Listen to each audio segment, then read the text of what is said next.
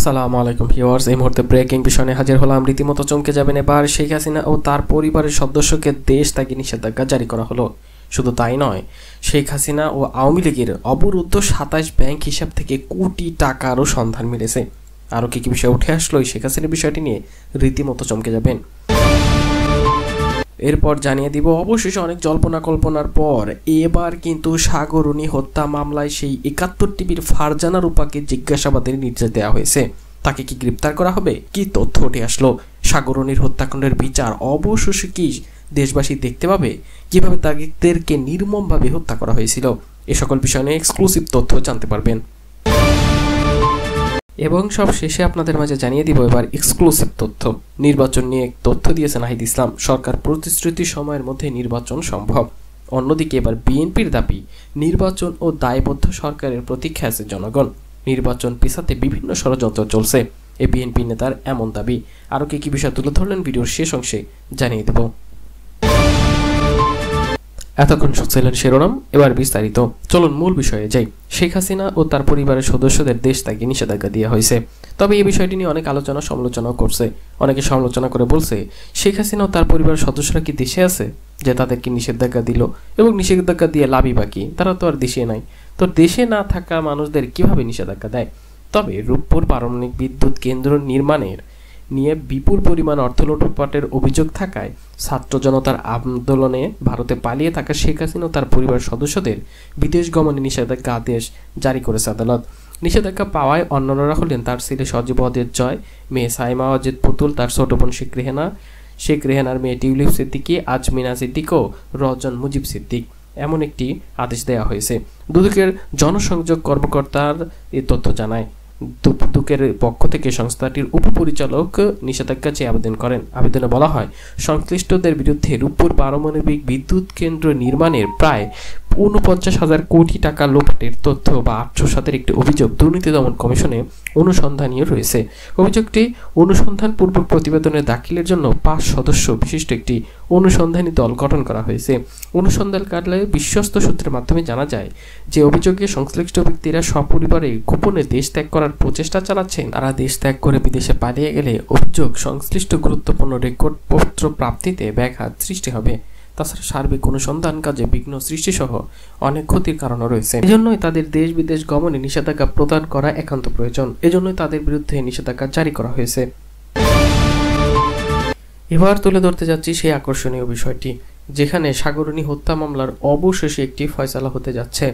জানি না এর আসল রিপোর্ট কবে আসবে, তবে সাগরণী হত্যা মামলায় ফারজানা রূপাকে জিজ্ঞাসাবাদের নির্দেশ দিয়েছে আদালত।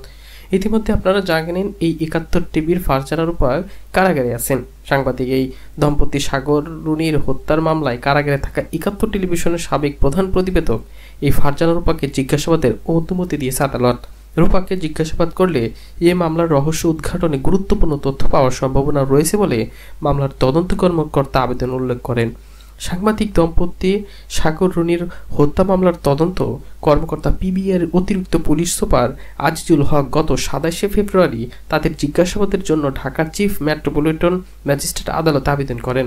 ৪ মার্চ ঢাকার মেট্রোপলিটন ম্যাজিস্ট্রেট আজহারুল ইসলাম তদন্ত কর্মকর্তার আবেদন মঞ্জুর করে তাদের জিজ্ঞাসাবাদের অনুমতি প্রদান করেন। এতে বলা হয়েছে, সাংবাদিক সাগরণী হত্যা মামলার ঘটনার সময়ে ফারজানা রূপা এটিএন বাংলা টেলিভিশনে রিপোর্টার হিসেবে কর্মরত ছিলেন। সাংবাদিক দম্পতির সাগরণী হত্যা মামলার রুনির সঙ্গে তার ঘনিষ্ঠ সম্পর্ক ছিল এবং পারিবারিকভাবে ঘনিষ্ঠতা ও যাতায়াত ছিল। হত্যাকাণ্ড নিয়ে তিনি টেলিভিশনে রিপোর্ট করেন মর্মেও জানা যায়। তাকে জিজ্ঞাসাবাদ করলে এই হত্যা মামলার রহস্য উদ্ঘাটনে গুরুত্বপূর্ণ তথ্য পাওয়ার সম্ভাবনা রয়েছে। তাহলে বুঝতে পারলেন কোথায় কোথায় কোথায় সম্পর্ক ছিল এই সাগরণীর সাথে এই ফারজানা রূপার। মামলার সূত্রে জানা যায়, ২০১২ সালের ১১ ফেব্রুয়ারি রাজধানীর পশ্চিম বাজারের ভাড়া করা বাসায় খুন হন সাংবাদিক দম্পতি। মাছরাঙ্গা টেলিভিশনের বার্তা সম্পাদক সাগর সারার ও এটিএন বাংলার জ্যেষ্ঠ প্রতিবেদক মেহেরুন রুনি। এরপর নিহত রুনির ভাই নওশের আলম রমনায় বাদী হয়ে শেরেবাংলা নগর থানায় একটি হত্যা মামলা দায়ের করেন।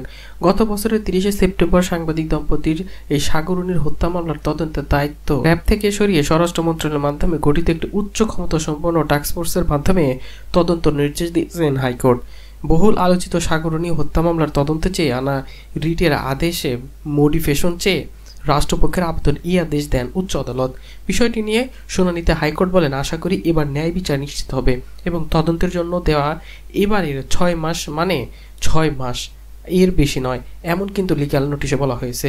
তাহলে বুঝতে পারছেন কি হয়েছিল সাংবাদিক দম্পতি সাগরনী হত্যা মামলার ঘটনায় ফারজানা রূপা এটিএন বাংলাতে যখন রিপোর্টার হিসেবে কর্মরত ছিলেন, সাংবাদিক সাগর রুনির হত্যা মামলায় রুনির সঙ্গে তার ঘনিষ্ঠ সম্পর্ক ছিল এবং পারিবারিকভাবে ঘনিষ্ঠতা সম্পর্কেও ভালো কিছু বিষয় জানে। যেহেতু তার বাসায় যাতায়াত ছিল, তাহলে অনেক গুরুত্বপূর্ণ নথিও পেতে পারে।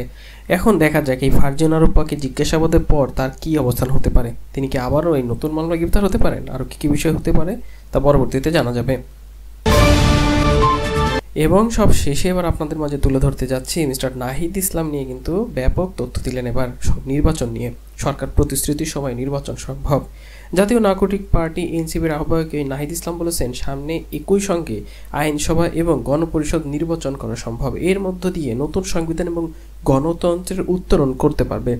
সবকিছু দ্রুত সময়ের মধ্যে হওয়া সম্ভব বলে মনে করেন তিনি বলেন, সরকার যে সময়ের কথা বলছে সব কার্যক্রম সম্পূর্ণ করে এই নির্ধারিত সময়ের মধ্যে নির্বাচন দিতে বা নির্বাচনের দিকে যাওয়াও সম্ভব। কিন্তু নির্বাচনের আগে অবশ্যই আইন শৃঙ্খলা পরিস্থিতির উত্তরণ করতে হবে।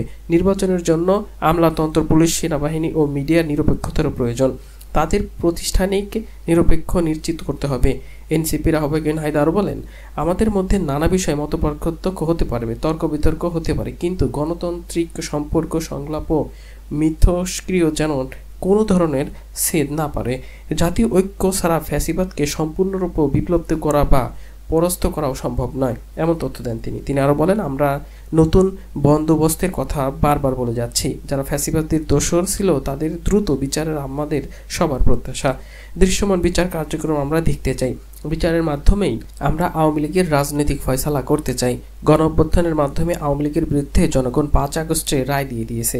নাহিদ বলেন, বর্তমান অন্তর্বর্তী সরকার জাতীয় কমিশনের মাধ্যমে যে সংস্কার কার্যক্রম চালাচ্ছে, তাদের প্রস্তাবিত যে জুলাই সনদ, সেই জুলাই সনদের আমরা দ্রুত কার্যকর দেখতে চাই। জুলাই সনদ কার্যকরের মধ্য দিয়ে সংস্কারের রূপরেখা আমাদের কাছে স্পষ্ট হবে। আমরা চাই সংবিধান ছাড়া অন্য যে সংস্কারগুলো রয়েছে সেগুলো অন্তর্বর্তী সরকার অধ্যাদেশের মাধ্যমে দ্রুত বাস্তবায়ন করবে। অন্যদিকে এর বিরোধিতা করেছে বিএনপি। আমির খসরু স্পষ্ট করে হুঁশিয়ার বার্তা দিয়ে বললেন, নির্বাচন পেছাতে বিভিন্ন ধরনের ষড়যন্ত্র চলছে। বিএনপির স্থায়ী কমিটির সদস্য আমির খসরু চৌধুরী বলেন, জনগণের মালিকানা ও গণতান্ত্রিক অর্ডার ফিরিয়ে দেওয়ার প্রক্রিয়াকে বাধাগ্রস্ত করতে বিভিন্ন ষড়যন্ত্র চলছে। এতে জনগণের কোনো সমর্থন নেই। যারা জনগণের উপর আস্থা রাখতে পারছে না, তারা বিভিন্ন ধরনের বক্তব্য দিয়ে জনগণের মনে সংশয় সৃষ্টি করছেন। আমির খসরু বলেন, একটি মুক্ত বাংলাদেশের স্বৈরাচারকে বিতাড়িত করে আমরা গণতান্ত্রিক উত্তরণের পথে চলছি। এই সময় যত তাড়াতাড়ি সম্ভব জনগণের নির্বাচিত সরকার প্রতিষ্ঠায় মিডিয়ার ভূমিকা যথেষ্ট গুরুত্বপূর্ণ। তারা মিডিয়াকে প্রভাবিত করারও চেষ্টা করছে। তারা বিভিন্নভাবে মিডিয়ার উপর চাপ সৃষ্টিও করছে, এমনটাই বলেন তিনি বলেন, বাংলাদেশের মানুষের মালিকানা ফিরিয়ে দেওয়ার মূল স্তম্ভ হচ্ছে গণতান্ত্রিক অর্ডার ফিরিয়ে আনা। নির্বাচনের মাধ্যমে সেই গণতান্ত্রিক অর্ডার ফিরিয়ে আনা দ্রুত কার্যকরের দাবি করেন তিনি স্পষ্ট করে এমন হুঁশিয়ারি বার্তাই দেন।